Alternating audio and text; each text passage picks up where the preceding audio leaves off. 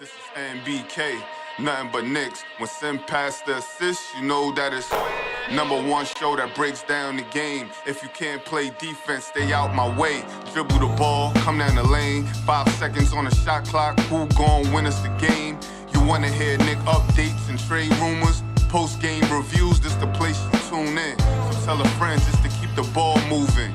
Like the page if you feeling the movement. Every game we coming to win. Give us a sub like a player that came off the bench. This is NBK, nothing but Knicks.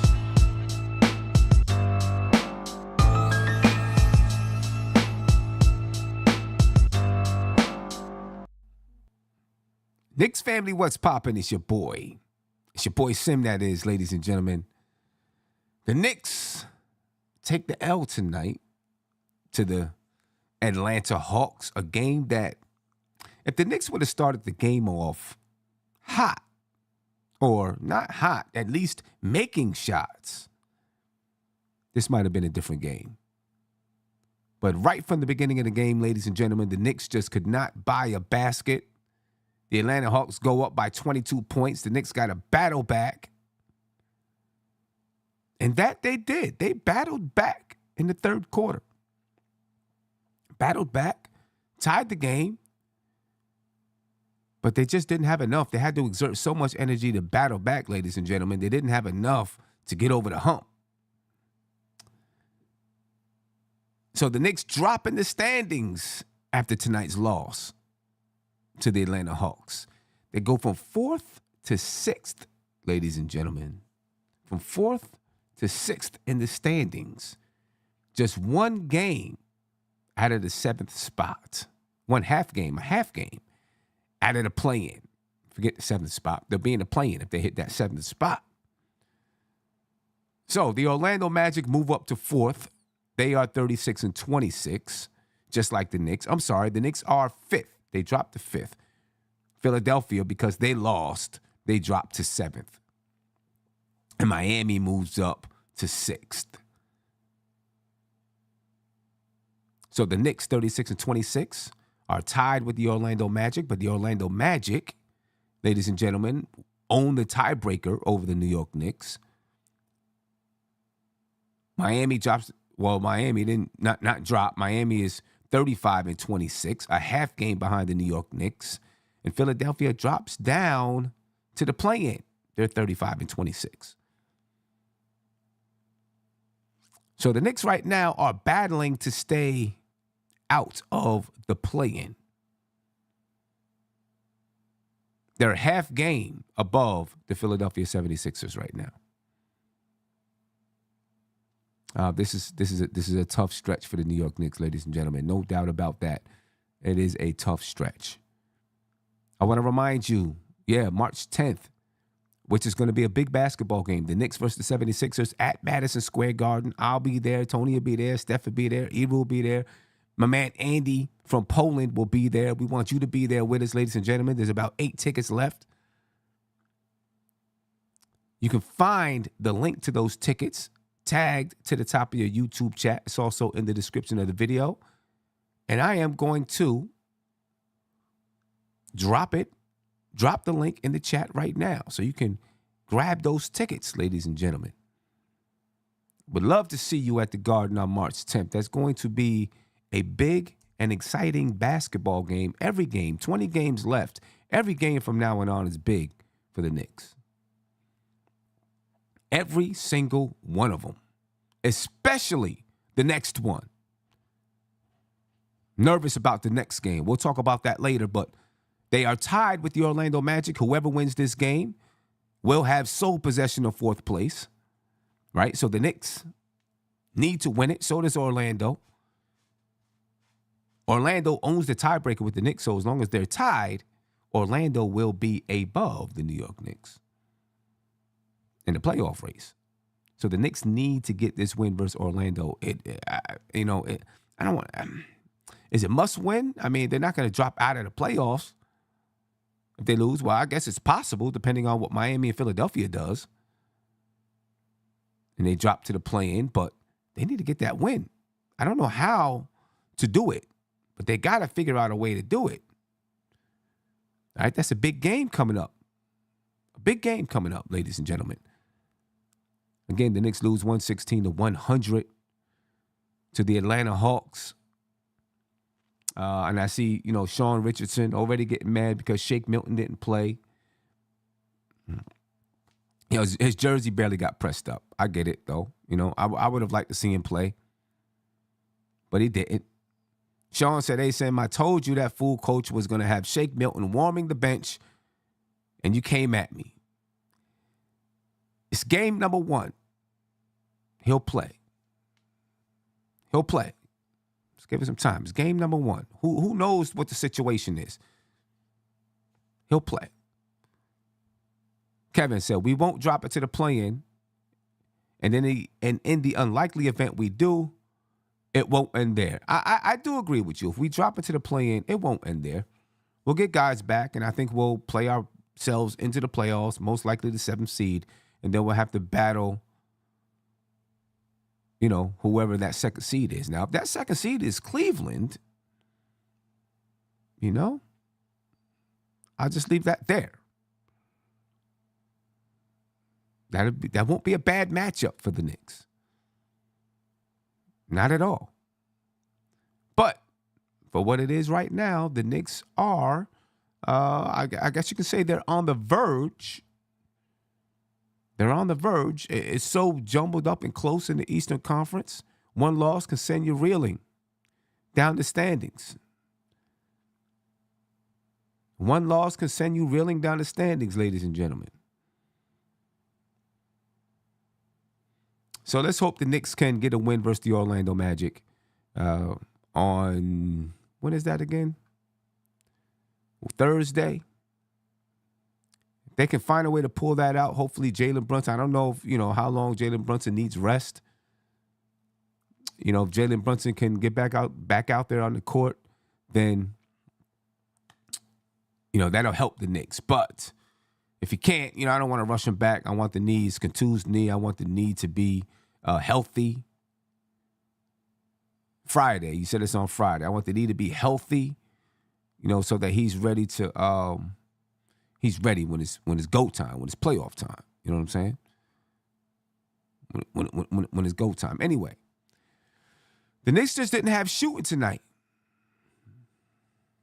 Knicks did not have shooting tonight. They struggled shooting the basketball all night long. From the beginning of the game to the end of the game, ladies and gentlemen. They had a couple of stretches. But for the most part, the Knicks struggled shooting the basketball, and that basically is what did the New York Knicks in.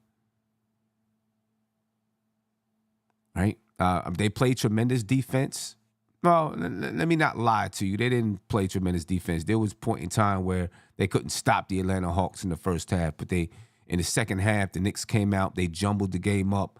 That's what I said they needed to do, right? That they needed to really muck the game up, make it a dirty game, a scrappy game. And that's what they did in the second half, and that's the reason why they was able to come back. I mean, there was a point in time where there were follies all over the place. But they needed to do that tonight in order to win. Right? So, Sean, they played tremendous defense in the third quarter, not the entire game. You got me there. I was lying to you. You got me there. You got me there, Sean. It's about time you got me on something. Trey, what's popping with you, my brother? Glad to see you. Yeah, man. Likewise. Long time no see, man. Salute to you, Sim. Salute to everybody in the chat here, man. Tough loss, man. I got to tell you, going into this one, I know Trey Young is out. I know the Hawks aren't good this year. But folks just kept thinking like this was going to be like an easy game for us. I get the idea of sitting Jalen Brunson for this game, let him rest until Friday, get a few days off to heal the knee and stuff like that. But there was a game last year where Dejounte Murray lit us up for 40 points. So I don't get the whole, well, it's the Hawks, we should be able to take care of the Hawks, when they had a guy on there that could have easily lit us up tonight. Thank God he didn't. The others for the Hawks certainly came to play. But yeah, I think like you said in the open, when you get out to a lead like that, 22, 23 points, it's just hard to come back when you don't have your general on the floor. You know what I mean? They're kind of jacking up shots to just kind of see if things will go down or not. So that's the kind of the story of the game for me. It's just a slow start, not having your general. And like you said, good defense in that second half brought it down to like 5 points. I think it was like 85 to 80 at one point in the fourth. They actually tied it. Just couldn't get the stops when you needed to. Yeah, but they actually tied it in the third. Yeah, the Knicks tied the game in the third quarter. Okay. I must have missed that. Yeah. They stormed back. They tied the game in the third quarter. Fourth quarter, the Hawks, took control, and the Knicks couldn't get the stops that they needed. The Knicks took 52 threes tonight. 99 shot attempts, 52 threes. They just do not have any gravity. If you don't have Jalen Brunson, you don't have Julius Randle, the Knicks have no gravity out there on the floor. So there's no one that can really penetrate into the paint and score consistently inside, which means you're relying on jump shooting.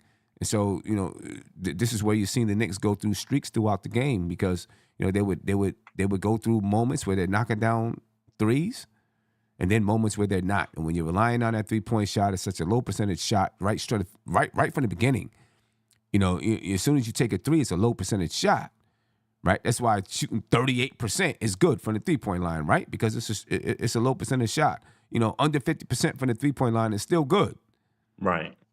I mean, because it's a low percentage shot. So when you have a team that all they can really do is shoot low percentage shots because there's no inside presence, no one that can really penetrate to the basket. I've seen people say, "Oh man, stop shooting threes, go to the basket," but they really don't have anybody that can go to the basket consistently. Dante DiVincenzo can get there, but he's not a finisher when he gets there. Right? He struggles to finish. Right. Josh Hart can get there in transition. You know what I mean? Precious every once in a while can post up and get there. But for the most part, the Knicks are a perimeter-oriented team, and when you are perimeter-oriented, you have nothing to really pull the defense in, nothing to get to the basket consistently, you're going to struggle. You know what I'm saying? You're going to struggle, and this is what happened with the Knicks tonight.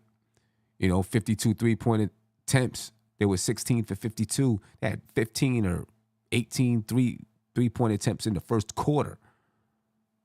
You know what I'm saying? It's tough to win that way. They would have needed Dante DiVincenzo to be on fire from the three-point line, Bogdanovich to be on fire from the three-point line, and they just weren't. And then when you have a team that knows you don't have an inside presence, now they can actually focus on the perimeter because there's no one that can score inside, so they can put tremendous pressure on the perimeter game, which makes it tough for you to shoot threes. And this is what the Knicks dealt with all night long. All night long. I mean, Dante DiVincenzo, he had 21 points. They were about... Oh, go ahead. Yep, go ahead. No, I was going to say they were about 6 threes away from really kind of, being in the game, like kind of toward the end there. I know the final score was a 16-point deficit, but, Dante DiVincenzo shooting, 44% from three the last several games. We got Bogey from Detroit for a reason because he's good from the 3-point line. Burks was shooting a high percentage as well. Deuce has been great. I mean, let me take that back. I wouldn't say great, but Deuce can shoot the three. Like his percentages in that high 30s right now.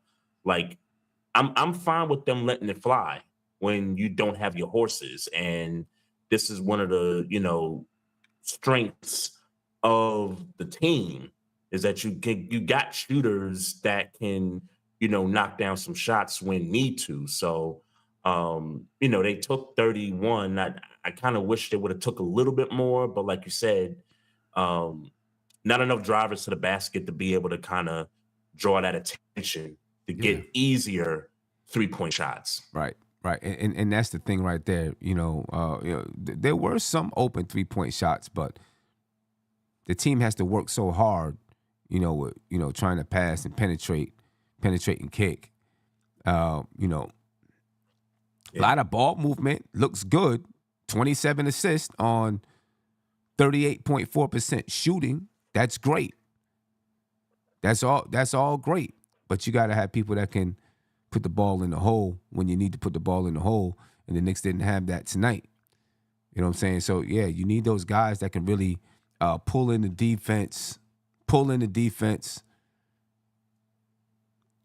kick it out so you get easier three-point shots. You know what I'm saying? And right now, the Knicks are struggling to get those three. Even with Jalen Brunson here, he still is pretty much perimeter oriented. You know what I'm saying? He still has to penetrate from the wing or penetrate from the top of the key. You know, you're not, for the most part, you're not just posting him up and then getting and then getting the defense to collapse in on him. And then he's small. So it's a little bit tougher for him to pass out of a double or a triple team.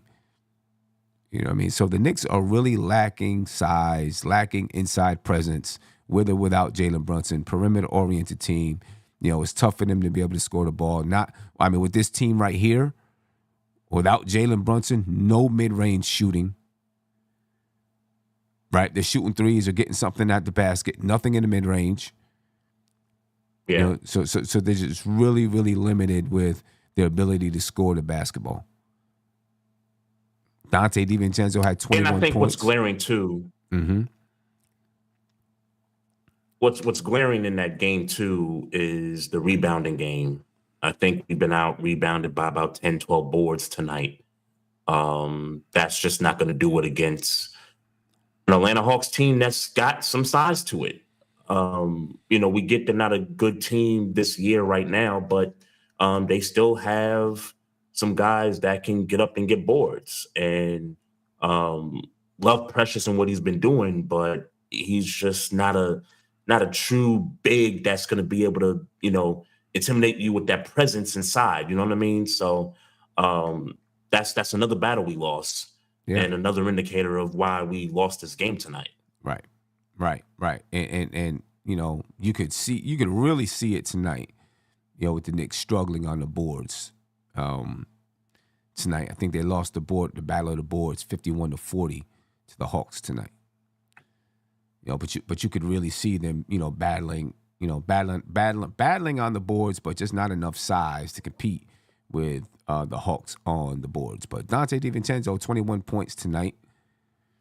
Didn't really shoot the ball well. 6 assists, 2 steals. I only shot 29% from the field, 29.4% from the three-point line. Bogdanovich, your next leading scorer for the Knicks, 19 points, 3 rebounds.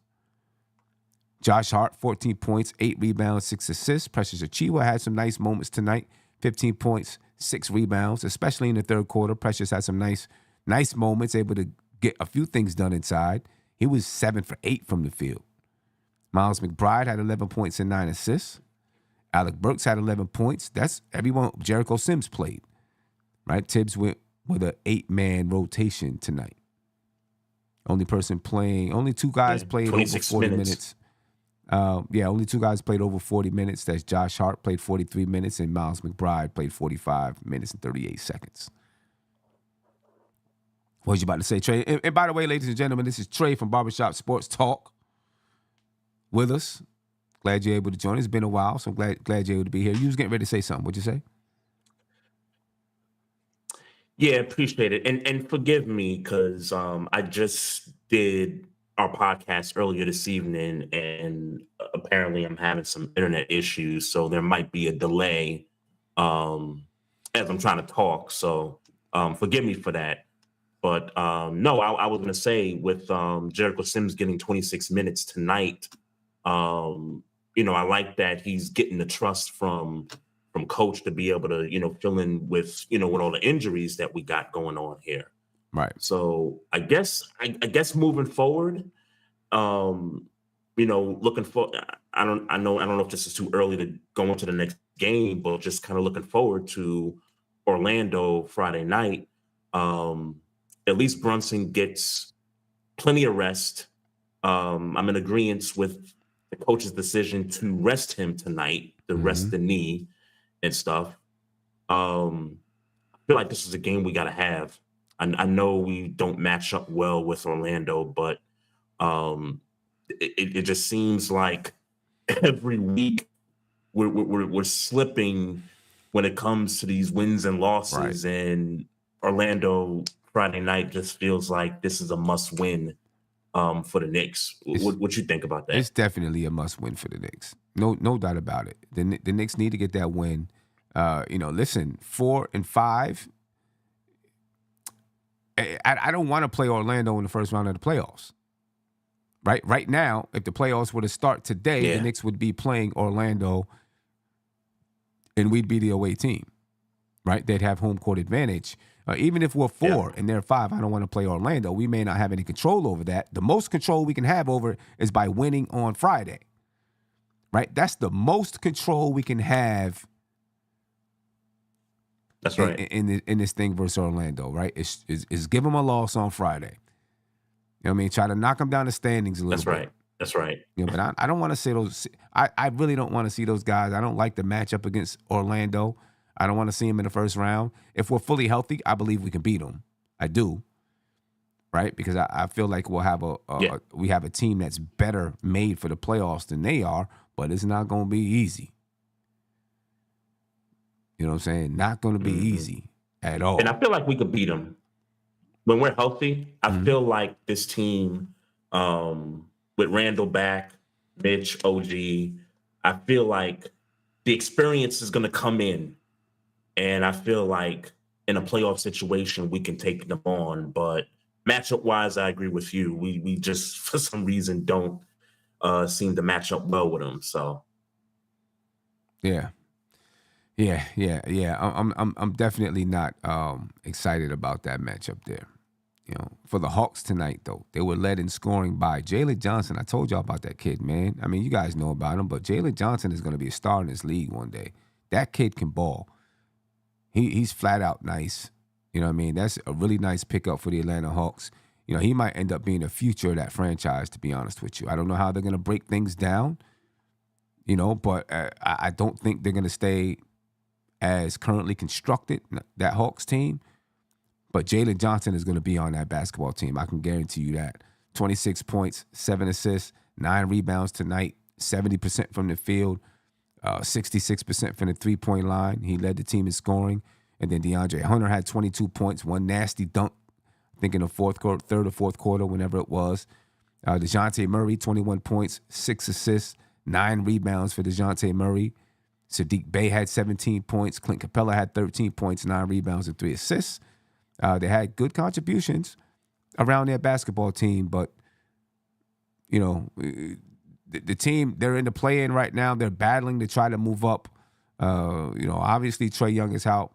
The Hawks, I don't feel like this team is going anywhere fast. They're going to be, probably, if they don't make changes, be the same team that they are right now for the next couple of years.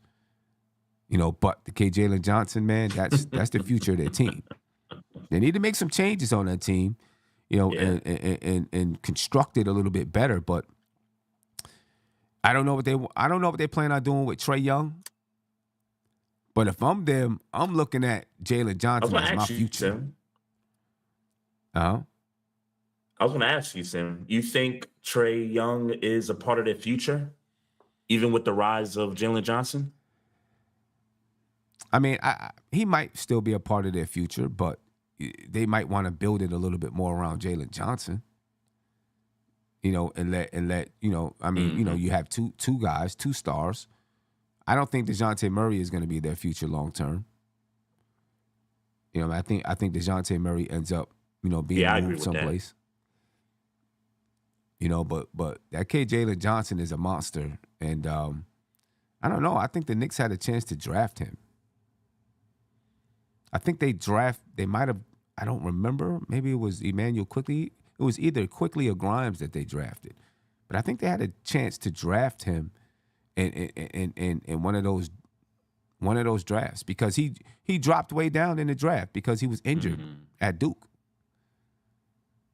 Right? And so, he was out there, and people didn't know if he was going to get drafted. Either he was injured, and maybe he was injured and there was some other issues with him, but I think the Knicks had a chance because I can remember hoping that they would take a flyer on him at a Duke. But he's paying dividends for the Hawks. Good pickup. You know what I mean? He's going to be, I think he might be a special player in the NBA one of these days. You know, looking at the game stats tonight, ladies and gentlemen, the Knicks, just not enough shooting, you know, when it comes down to it. They just couldn't score. Bottom line, not enough shooting. They were out-rebounded 51-40. And when you're not shooting the ball well, you need to be able to rebound the ball well. So they didn't rebound the ball well tonight. You know, 27 assists for the Knicks, that's nice, but they're not scoring the basketball. You got to score the ball. 26 for the Hawks. 8 steals for the Knicks, 6 for the Hawks. 6 blocks for the Knicks, 5 for the Hawks. Knicks only 11 turnovers, took care of the ball, but here you go. They shot 38.4%, the Knicks did. They shot 30.8% from the three-point line. They shot 52 threes, and they shot 30.8%. It's not going to get it done. 72% from the free throw line. The Hawks, 78% from the free throw line. The Knicks lost the battle in the paint, obviously, because they didn't shoot a lot of shots in the paint. 56 for the 56 for the Hawks, 40 for the Knicks. 19 second chance points for the Hawks, 15 for the Knicks. Fast break points, 25 for the Knicks, 11 for the Hawks. That's because the Knicks, you know, at a certain point in time, they were, mucking it up and creating steals and things like that. But the Knicks just didn't have enough tonight. They lose 116-100 to the Atlanta Hawks, ladies and gentlemen. 116-100. They dropped to 5th, not 6th. I'll change that. They dropped to 5th in the Eastern Conference now. When I did it, it was 6th. Now, you know, when some more results came in, it changed to 5th. So the Knicks are now 5th in the Eastern Conference. Orlando moves up to 4th in the Eastern Conference. The playoffs were to start today. It would be New York and Orlando, with Orlando having the home court advantage. You know, so I don't know. Man. I don't know. A lot of people mad at Tibbs. Trey, you mad at Tibbs? For tonight's game, no. Like I said, I think when you shorthanded and you don't have Jalen Brunson and the rest of the guys, and you're playing a team without their best player, but they do have some players. I mean, this matchup becomes a wash. What I'd like to have seen, the new kid that they just picked up.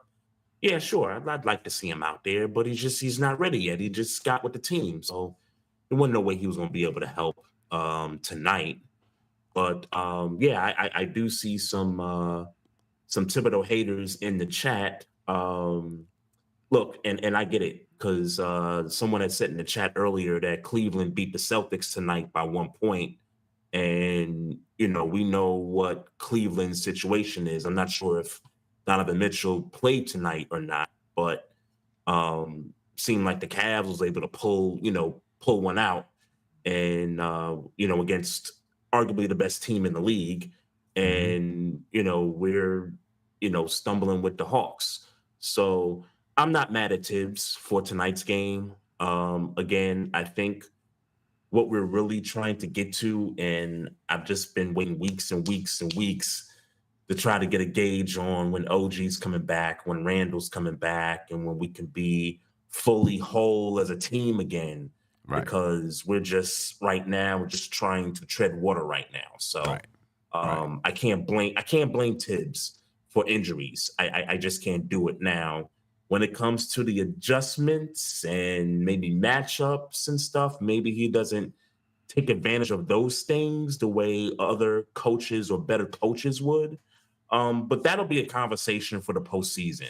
Yeah. And it'll be a conversation definitely this postseason, because, I've said it in the past. You see other coaches, they might put a player or two off the bench that normally didn't get playing time because of a particular matchup in a particular game. Right. We have yet to really see Tibbs kind of get into that bag of, going deep into the bench and saying, hey, I need you to play defense on so-and-so. Hey, I need you to knock down 4 or 5 threes tonight. Like, we have yet to really see that with Tibbs when it comes to these playoffs. Right. And you know what? Tibbs, I just don't see Tibbs doing that. That's like not his MO as a coach. You know what I'm saying? You know, he has a game plan for that game, and he executes his game plan. Now, if part of his game plan is this guy might be able to help us out, then you might see him use it. But Tibbs has his game plan, and he rocks with it. That's how he goes. You know what I'm saying? So, yeah, I would love to see Tibbs. You know, I've always wanted to see him mix up his defense, right? Because his defense is just straight up man-to-man defense. You know, a few double teams here and there, traps here and there, but nothing complicated. You know what I mean? And it's part of the reason why, you know, on some nights you'll see teams be able to pick the Knicks defense apart because, you know, it's just a basic defense. You know, I would like to see some more mixing up of the defense, but I know Tibbs ain't going to do it. I would like to see some zone. I would like to see some trapping, not just in the fourth quarter, you know, trapping throughout the game, like make the offense have to work a little bit. Tibbs ain't doing that. You know what I mean? Tibbs develops a substitution schedule, and he's rocking with that substitution schedule. You know what I'm saying? I don't care if a guy went for 40 points. If a guy starts the game and he's supposed to come out at 6 minutes, that dude can have 40 points over the first 6 minutes, and Tibbs is taking him out at 6 minutes. You know what I'm saying? So guys know, I'm out here for my time. I better do what I can do. Yeah. You know what I'm saying? During this time, because I'm coming out. You know what I mean? And listen, adjustments, you know, and sometimes you got to be able to make slight changes and say, all right, let me leave this guy out here and juice him for all that he has, right? But Tibbs, his structure and stability is what got the Knicks here. His structure and stability could also be what doesn't allow the Knicks to go forward or get better or win a championship. We'll see. But it's got the Knicks here. And from what I understand with Tibbs, he's kind of like the person, I got it here. By using this, I'm going to keep going by using this. You know what I'm saying? I'm going to try to win by using this formula. You know, that's now. Question for you, that's what it is. Yeah. So, question for you. So, in order to move forward, eventually we're going to be making moves that's going to put us in championship contention.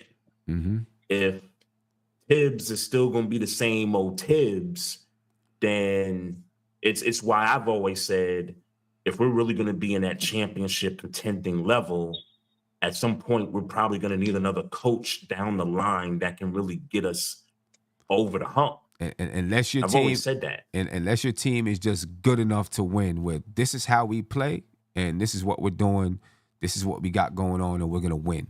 That's the only way.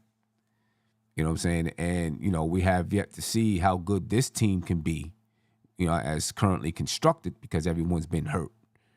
You know what I mean? As soon as, just before the trade for Bogdanovich and Burks, you know what I'm saying? Just before the trade, everybody started going out. So you don't know. You don't know. You know what I'm saying? Maybe, his structure does win. Maybe you say it's too much structure and we need a change. You know what I'm saying? We won't know until, I'll tell you this, when the heat is on, the heat, as much as people want to hate, the Heat ain't on Tibbs yet. In my opinion, not with Leon Rose. The Heat's not on Tibbs until that guy that they're talking about, whoever that guy is, whoever that star is, that they keep talking about, we're saving all of our chips for this star. When they get that star, that's when the Heat is on Tibbs. Right now, I think Leon Rose and the front office are looking and saying, Tibbs helped to build us and put us in position to be able to get that star and contend. I don't think the Heat comes to Tibbs until Leon Rose feels like the Knicks have a championship roster. That's when I think the Heat comes to Tibbs. Because I mean, up until the injuries, the Knicks were in the 4th seed, staring down the 3rd or maybe even 2nd seed in the Eastern Conference. Right? And everyone in this chat can say, yeah, that's true. Even Greg, even Sean Richardson, everybody can say, yeah, that's true. The Knicks were staring down the possibility of moving to that 2nd seed. And then the injuries start hitting. Bang, bang, bang, bang, bang. You know what I'm saying? Yeah.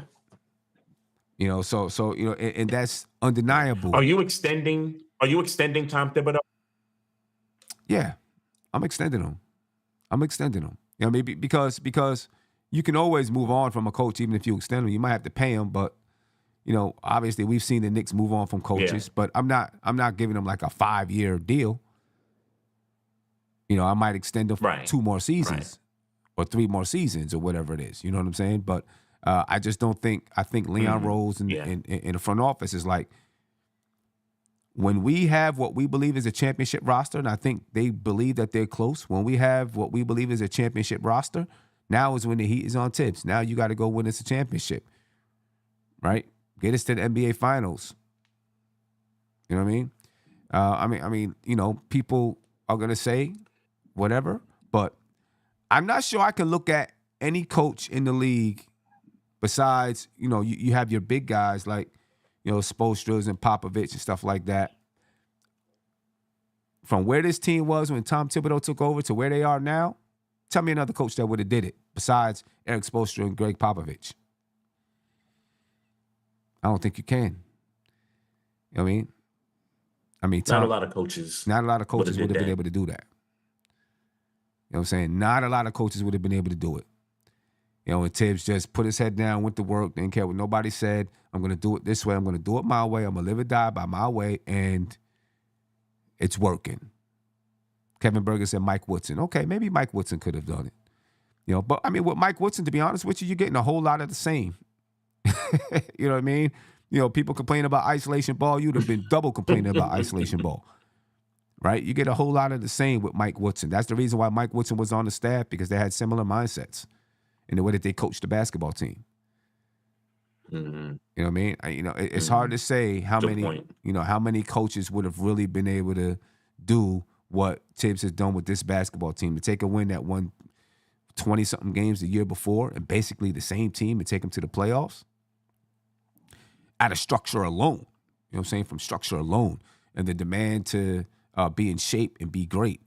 You know what I mean? So, you know, anybody that says different, I mean, the facts are there. I'm not even saying anything that is my opinion. I'm saying the facts. Like, the Knicks were 20-something wins. Tom Thibodeau took over, and they won 41 games. And they've been in the playoffs, and they'll be in the playoffs this season. They've been in the playoffs 3 of the last 4 years. You know what I'm saying? It may not have been another coach in the league besides some of those big name guys that you're not getting that would have been able to do that. You know what I mean? So, you know, we'll see where it goes. If his structure, I seen Kevin Bergen say, you know, Tibbs' structure and stability could be the downfall of the Knicks, and that could be true. You know what I'm saying? But if I'm a coach and my style got me here, I'm going to rock with it. I'm going to rock with it because that's what I believe in. You know what I'm saying? You know, so I think, you know, I think he does get extended. I think Leon Rose and, you know, I think he gets extended. You know, I think he gets extended. And when they get what they believe is a championship roster, if the team is not getting better, if the team is not in true contention, then they move on from them. You know what I mean? So I can understand some of the Tibbs criticism though, right? I can understand it. Like, I mean, you look around the league, and I don't know that I've ever remembered a time like this in the league where, I mean, there's multiple teams that can get to the finals in both, you know, conferences.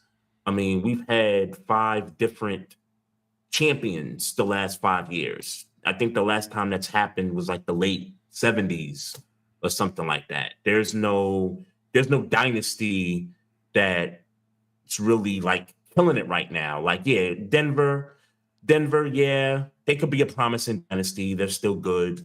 Golden State will have to see if this is the last, leg of that dynasty. But there really isn't a clear-cut dynasty right now. So I can understand the criticism for people that say, hey, Tibbs, you got to get this team right. You got to manage these minutes better.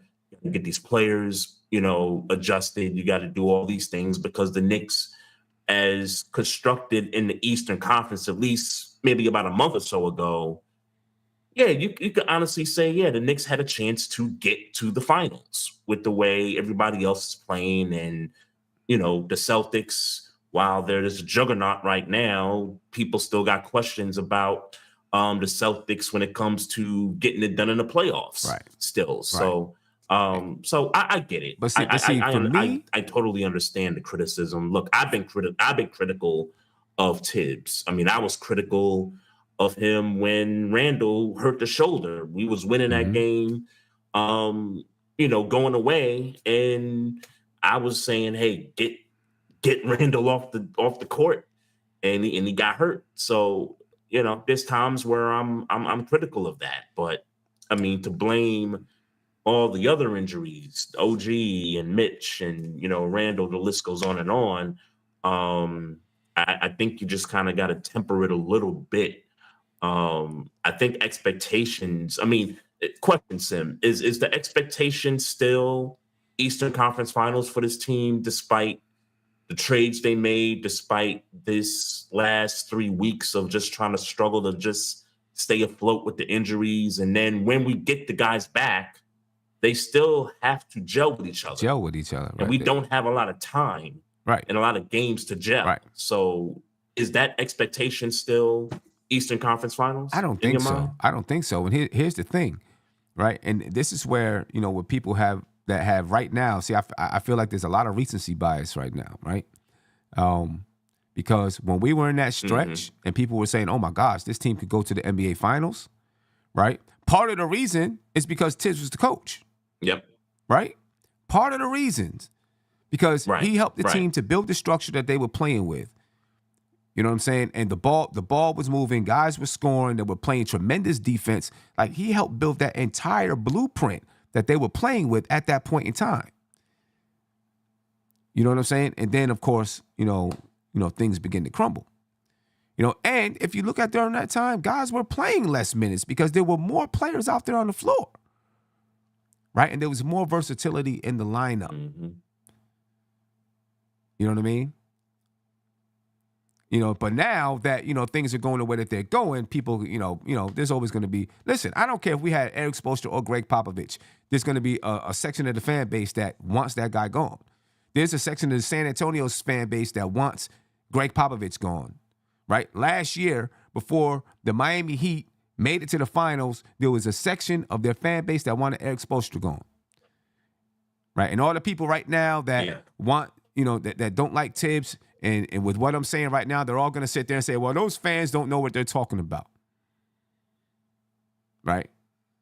You know what I'm saying? But that's, that's the way it is. You're always going to have a section of the fan base that doesn't like the coach. We can get the best coach in the world, and that coach is going to make mistakes, and people are going to be mad because that coach made a mistake. You know what I mean? And, until you get on the sidelines and coach a basketball team, you'll figure out how hard it is to actually coach. You know what I'm saying? It's tough. You know what I mean? So, no, I'm not upset with Tibbs. And I do like the way Tibbs coaches. I'm critical of things that he may not do. You know what I'm saying? His defensive, the defensive versatility that he uses, the variations, I think he can do a much better job than that.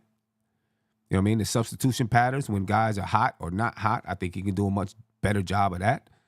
Me personally, I don't get mad when a player doesn't play. If they're like, oh, this guy should be playing, I'm like, well, we don't see this guy in practice. We just see, the 3 minutes that he's out there in crunch time and he looks good. Or, that he dropped 30 in the G League. Yeah. So, I don't take any stance in that at all because we don't see these guys play every day. You know what I'm saying? And when a guy starts at the bottom and then is working his way up, like, there's a process. You don't just jump out there and all of a sudden you're a star. Some guys you do. Some guys are, just have that in them and they can jump out there and they're a star right away and they're really, really, really, really good. Some guys, it takes a little bit more grooming and growing, you know what I'm saying, and battling. And there's something to be said still today, there's too many players out here who get coddled and, oh, yeah, you're going to be the starter just because you're this, just because you was drafted this or that and that. You know what I'm saying? And what I really like about Tibbs is the old school mentality that, you know what? Unless this guy is just a cut above the rest, he's going to earn his minutes. And I'm going to make him start from the bottom, just like he was a 2K player in your little player mode that you're playing with. You know what I'm saying? And you're going to start from the bottom and you're going to build your way up. Because I believe it builds character in the players. It teaches them a sense of appreciation for the game. You know what I mean? So that when they get to a certain point, they know what they have to do to stay there. You know what I mean? So, I'm not mad at Tibbs at all. So for the people that, it's like, oh, Sam, you're a Tibbs guy. Yep, I am. There you go.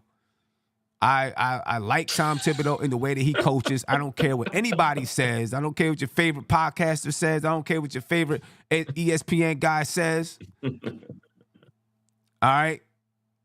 I like Tom Thibodeau as the coach of this basketball team, especially as currently constructed. Can he get the Knicks over the top? I don't know. Will there come a time that he needs to get moved? Very well, maybe. Doesn't mean that I don't appreciate the job that he's done with the Knicks. It doesn't mean that he's a perfect coach, and it doesn't mean that I won't criticize if I think he didn't do a good job.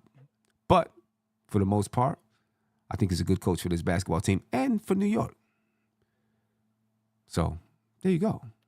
Well said, Sim. Well said. There you go.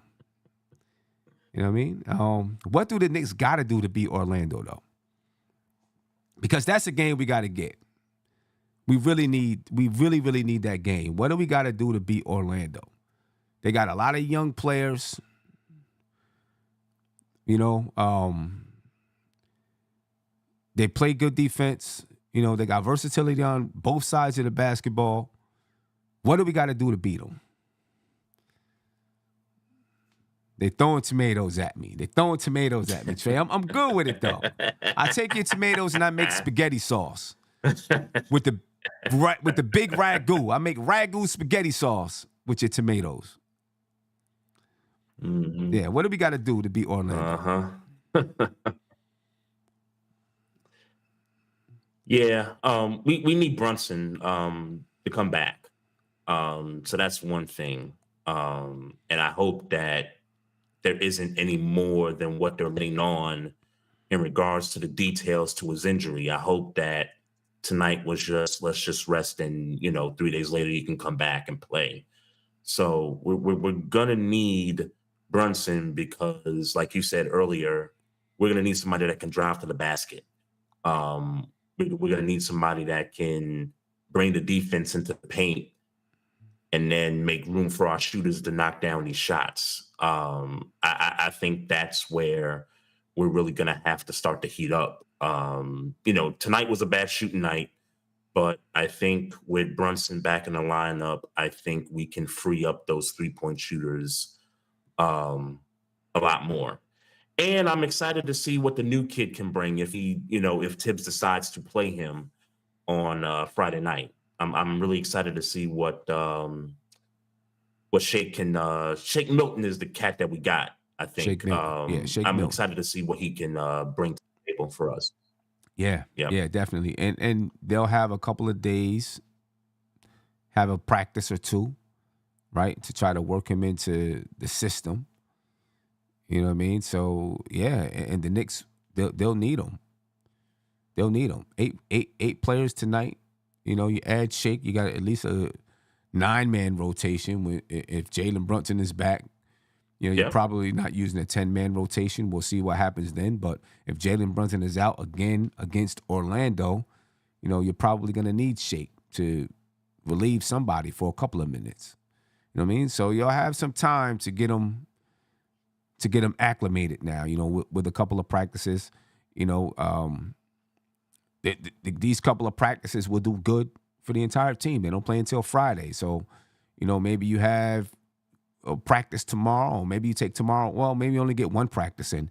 Maybe you have a practice, you take tomorrow off or just do a shoot around and then have a practice on Thursday. I don't know. Right. But, it does give you a little bit of time to get guys a little bit more acclimated with some of the things that you want to do. Now, let's be real, though. Shake wasn't playing a lot. He hasn't played a lot at all this season anyway. You know what I mean? Mm-hmm. Right. So, who knows? We'll see. Caller, you're live. Name in with Nick. This is Nick. Nick from Jersey. What's poppin', Nick? How you feeling?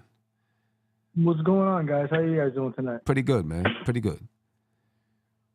I just want to say, I don't know if you guys touched on this before. I caught the show a little bit late tonight, but Tibbs, I love Tibbs, but he waited too long to put Precious back in that game, man. When we were down 6 with about 6 or 7 minutes left.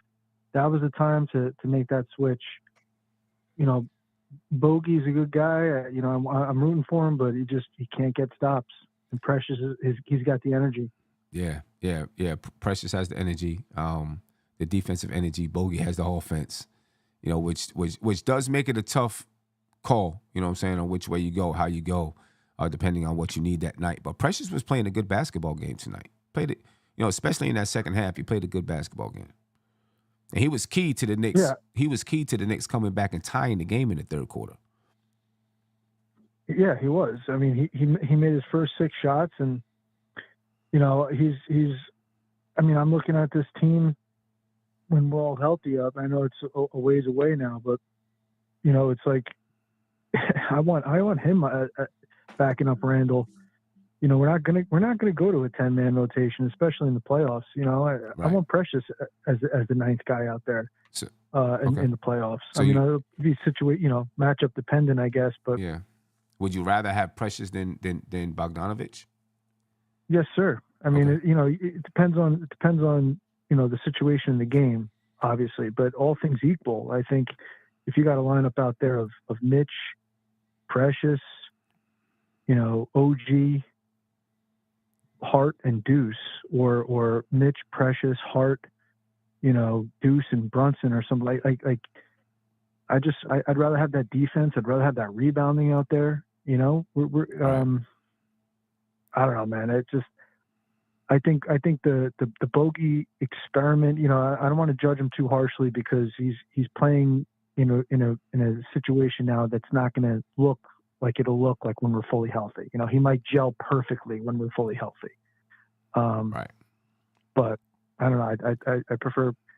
I thought we waited too long putting Precious back in the game with less than 3 minutes left. Yeah. I mean, probably so.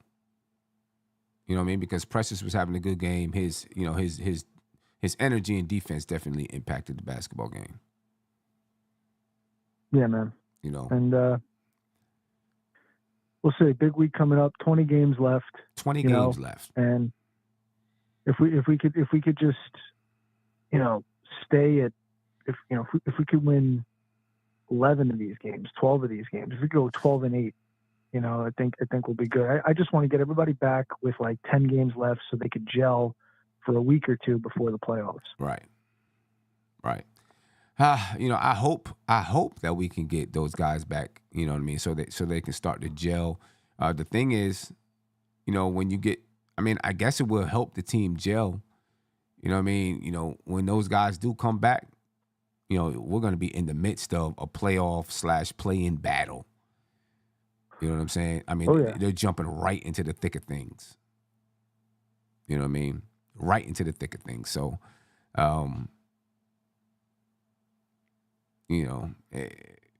getting those guys back. If we can get them back with 10 games to go, that could be a good number of games for them to build a little bit, at least build a little bit of chemistry.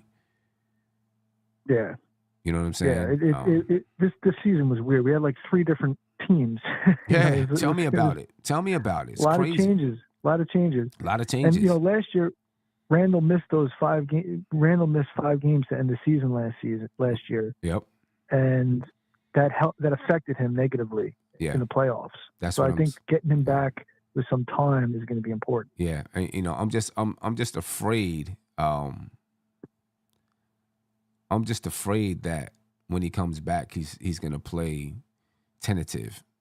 I'm just so afraid he's going to play tentative. Hopefully, we see him in workouts before the games and stuff like that. Hopefully, they're testing that shoulder, trying to bang it around a little bit to see how it feels. You know what I mean? You still can't simulate game-like play. It's really hard to simulate that.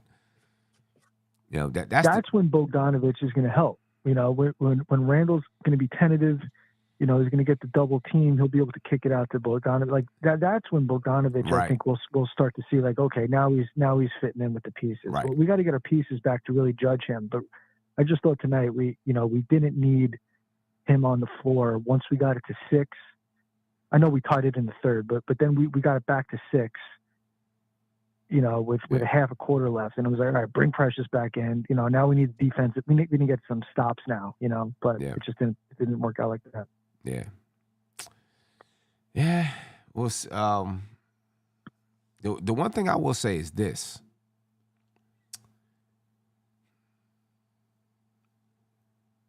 Hopefully, if Randall is able to come back, OG is able to come back, those guys come back rested. Right? Oh, yeah. They come back rested. And if the Knicks are able to make, some noise in the playoffs, they still have that energy come down the stretch of this, not the stretch of the season, but, deep into the playoffs, right? Because they're kind of rested. So, that could be another silver lining if we can get these guys back. Absolutely. Mitch too. Mitch has and the good thing, Mitch and OG, these guys are kind of like plug and play, they're not, they're going to be able to fit right in kind of off the bat, within a game or two, they'll get their groove back. Randall's the one that we really got to hope gets his offense going. He needs to come back, and have some time, I think. Yeah. He needs to come back, have some time, figure out how he's going to play with his shoulder, figure some things out there, if that's the case. Yeah, without a doubt. But last thing before we get out of here, the Knicks are currently tied with the Orlando Magic. But since the Orlando Magic have the tiebreaker, they're in the 4th seed, we're in the 5th seed. We play them on Friday. That's a big basketball game. How you feel about the game? And how you feel about a matchup versus Orlando? Because if the playoffs were to stop today or start today, we'd be facing off against Orlando. Well, I don't know. We'll see. If Brunson plays, I feel good about it. If Brunson doesn't play, I'm not feeling so good about it. But the way I feel about Orlando in general is I'm dating myself here. Remember 20 years ago, the Knicks swept the Toronto Raptors in the playoffs. The first time they played them, not the year after that where they got eliminated in the first round, but the year that really, I remember that because the year after that they got eliminated by Toronto. Right. In the first round, that first year though, the Raptors had the Knicks number in the regular season, but they were young, they were untested. Yeah. And when we got into the postseason, we put the clamp down on them. And I feel like if we face the Magic in the first round, we will be even if we don't have home court advantage, we will be absolutely fine against the Orlando Magic in the playoffs. I hope so. I mean, I'd rather play the Magic than the Heat or the Pacers. Okay. I mean, I think we can beat the Magic, but I don't like the matchup. Now if we're not healthy, it's a scarier matchup for me. But if we're coming in healthy, I think we can beat them. I still don't like the matchup, but I think we can beat them. I'd rather play Philly without Embiid than anybody. Oh yeah, right. And then the Magic, and then probably the Pacers, and then probably the Heat. Yeah. And I'm not looking at the whole. We want to avoid that 4-5 to avoid Boston in the second round. I'm not even thinking about the second round. Right. I'm just thinking about just get healthy. Yeah. And wherever the chips fall. They fall. That's where they fall. Exactly. Yeah, just get healthy so we can be ready. Yeah, no doubt. Yes, Nick, sir. I appreciate it, man. Take care, guys. Appreciate it. Have a good one. And All I right. see people. What'd you say? What'd you say, Trey? No, I was saying to Nick, appreciate his call. I was yeah. saying appreciate his call. Yeah. But I kind of agree with a little bit what he's saying there. They to make the Toronto Raptor comparison, young team, swept them in the regular season, but when it came to when it counts, which is the playoffs, that experience kicks in over the youth. More times than not, it does. So that's where I agree with him in that regard. Yeah, right. But hey, Sim, I appreciate you having me on No here, doubt, man. Trey. I gotta run. We'll catch up at some point in the spring. I got to get down to the studio. Yeah, I no know that doubt. I've been saying that for a while now, Yeah. but I got to get back there. And man, hopefully we can get to a playoff game at the Garden for this real, year. man. Looking forward to that I'm again. looking forward to that. I already been speaking to the rep about those playoff tickets, man. So, yeah, we Yes, got to sir. get back there. We got to get back there. All right, Trey, I appreciate it, man. That's Trey, ladies and gentlemen, from Barbershop Sports Talk. I appreciate you, Trey. Ladies and gentlemen, I do want to say to, people in the chat, they're talking about, the Cavs just beat the Celtics and then, without their players and all of that. Listen, ladies and gentlemen, this is the way the NBA goes, right? I mean, think about it. Like, you're making yourself look bad by saying that. Because it's just proof that, just because you have all of your players, or it's just proof that a team can win one night and lose the next night based on shooting, based on defense, based on matchups. You know what I'm saying? That's how things go. All right, so the Knicks beat the Cavs. Now the Cavs go and beat Boston, and they don't have their guys playing. Right? But the Knicks didn't have their guys playing against the Cavs. Like, it can happen that way. And Boston's been hot. They're going to be due for a bad night. You know what I mean? Like, it doesn't make any sense what you're saying. Oh, the Knicks beat the Cavs, and then the Cavs beat Boston, so the Knicks should have did this to Atlanta. Like, it doesn't work that way in the NBA. How long have you been watching the NBA? It doesn't work that way. I mean, come on. You know what I'm saying? Come on. Y'all got to get it together, man. Ladies and gentlemen, I'm up out of here. I appreciate your time. Now, please make sure you join us on March 10th as the Knicks will take on the Philadelphia 76ers at Madison Square Garden. All right. That's going to be a big basketball game, just like Friday is a big basketball game. And then the next night, the next game on Sunday is that Philadelphia game, right? Both teams were battling for playoff position. So please be there at the game. It's going to be electric. It's going to be on fire. We're going to have fun. You know what I mean? I'll be there. Steph will be there. Tony will be there. Eru will be there. When we go to Legends, hopefully Legion of Knicks is going to be there. Big Bubba will be there. It's going to be a great time. Come join us, ladies and gentlemen. All right, the link is in the description of the video. It's also pinned to the top of your YouTube chat. I'm putting it in the chat right now so you can go check it out. And come join us. There's only like 8 tickets left, so we want to see you there, folks. I'm up out of here. Be peaceful, and I'll catch you next time. Peace. This is NBK, nothing but Knicks. When Sim passed the assist, you know that it's #1 show that breaks down the game. If you can't play defense, stay out my way. Dribble the ball, come down the lane. 5 seconds on the shot clock. Who gon' win us the game? You wanna hear Nick updates and trade rumors? Post-game reviews, this the place you tune in. So tell a friend just to keep the ball moving. Like the page if you feeling the movement. Every game we coming to win. Give us a sub like a player that came off the bench.